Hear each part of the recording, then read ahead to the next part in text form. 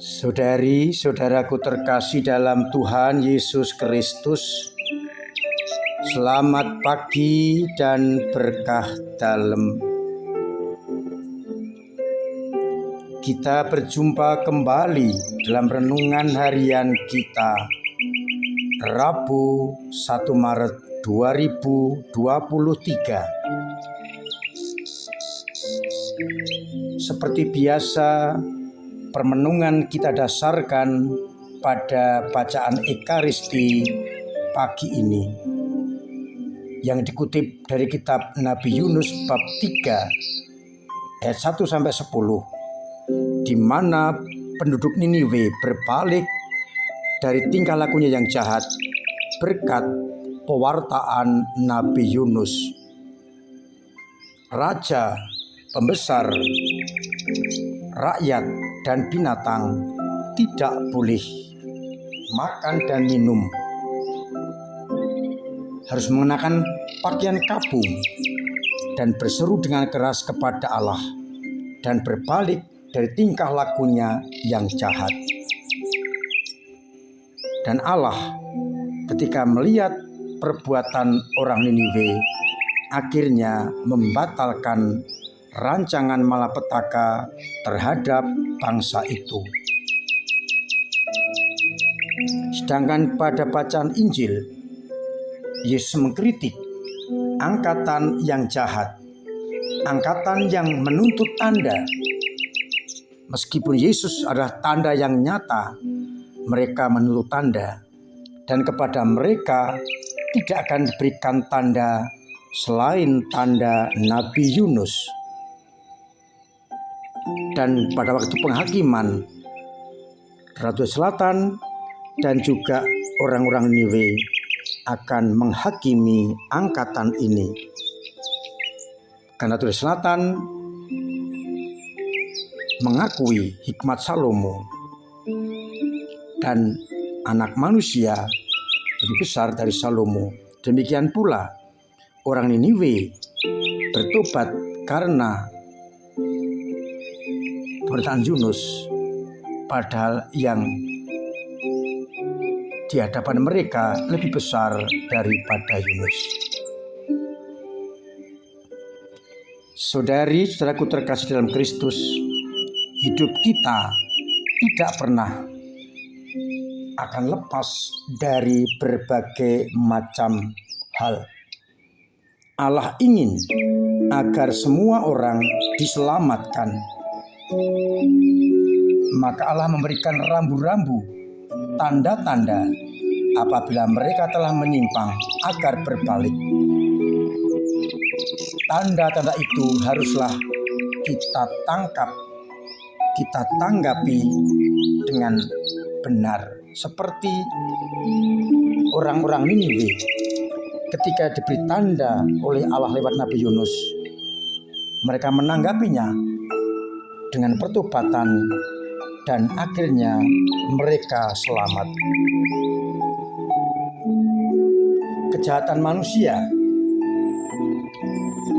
juga diingatkan oleh Tuhan lewat putranya Yesus Kristus yang datang ke dunia sebagai tanda dari Allah sendiri. Sayangnya orang-orang sebangsa waktu itu menolak tanda itu. Tanda penting untuk mengambil sikap berhadapan dengan sabda dan kehendak Allah. Kita bisa melihat bagaimana umat perjanjian lama yang melihat tanda-tanda berbalik dan bertobat, sehingga mereka akhirnya diselamatkan. Maka cinta Allah diwujud nyatakan dengan memberikan tanda-tanda itu harapannya ditanggapi, umat bertobat dan diselamatkan. Bagaimana dengan kita? Apakah kita peka akan tanda-tanda itu,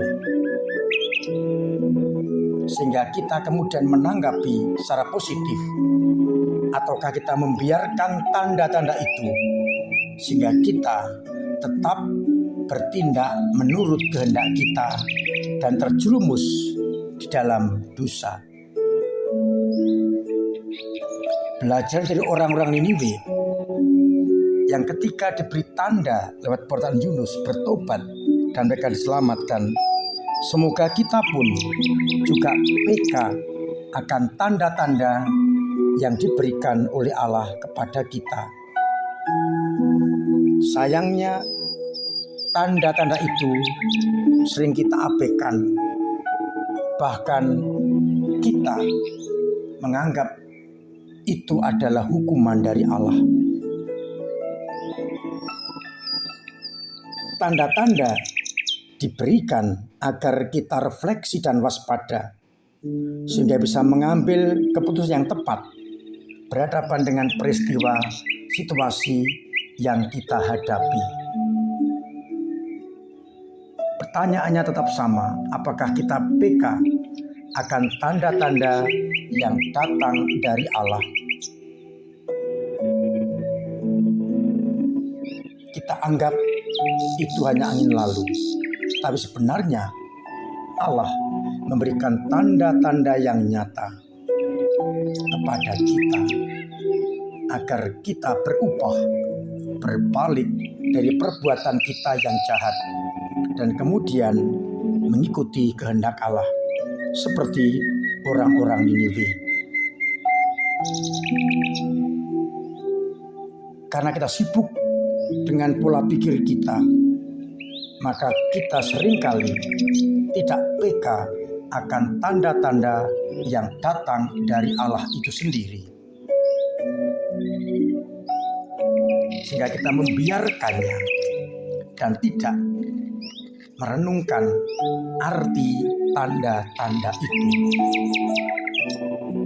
Bisa jadi tanda berupa sesuatu yang sudah prediksi kita, kegagalan, sakit.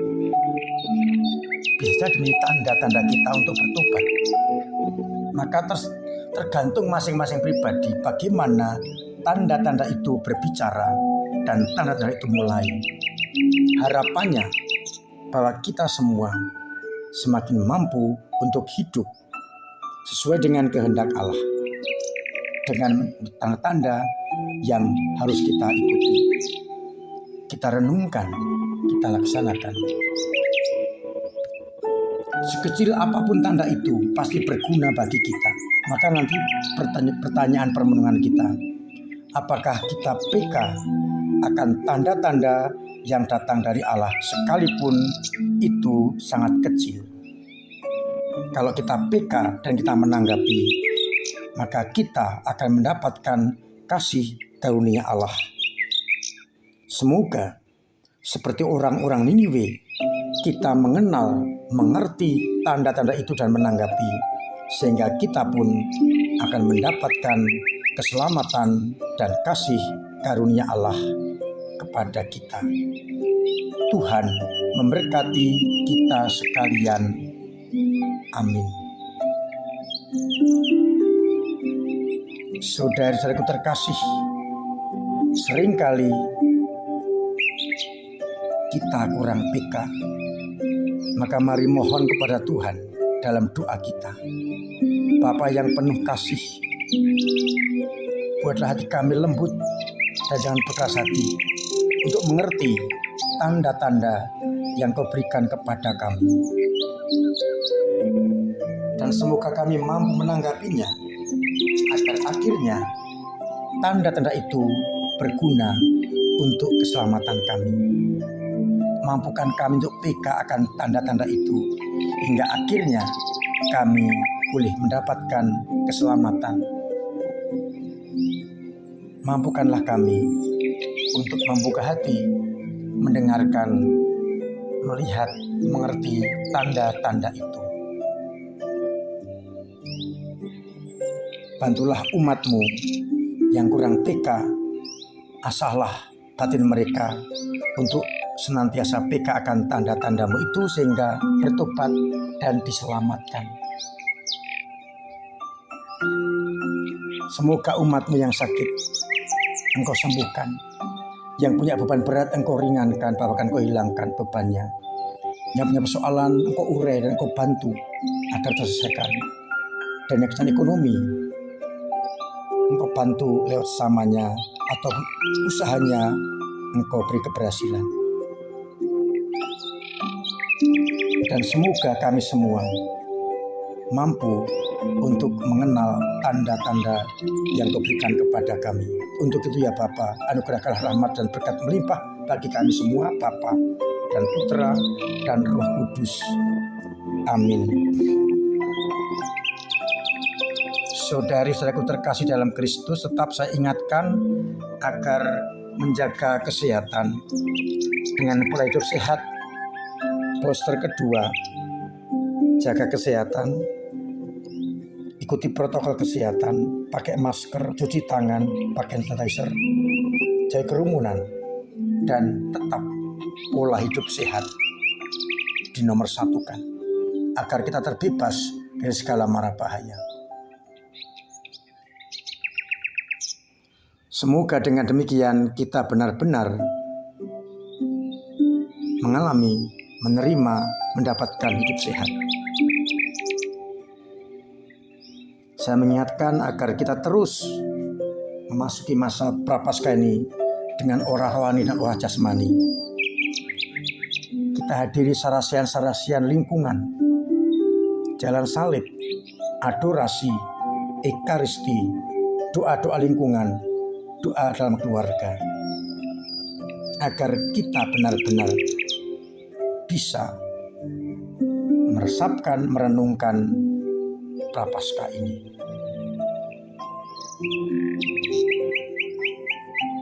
Ikuti jalan salib setiap Jumat,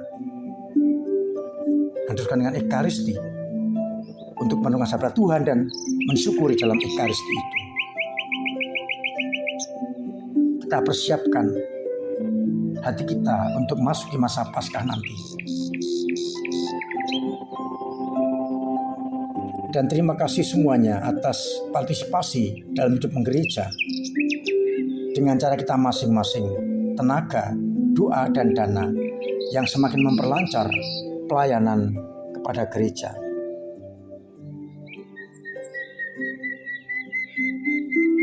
Meskipun keuangan kita belum seperti yang kita harapkan untuk propel tahun ini, gereja tetap ingin membantu siapapun yang masih membutuhkan pertolongan dalam karya sosial. Juga pembangunan kita genjot, kita teruskan agar sebulan ke depan bisa selesai, sehingga bisa kita pakai untuk perayaan Ekaristi Paskah nanti atau kegiatan lain. Semoga dengan demikian gereja semakin berkembang, semakin hidup, dan semakin melayani orang-orang kecil. Saya ajak karya-karya nyata selama prapaskah diwujud nyatakan, entah dalam lingkungan, dalam keluarga, wilayah, dan di paroki, sehingga berdaya guna dan berdampak bagi sesama.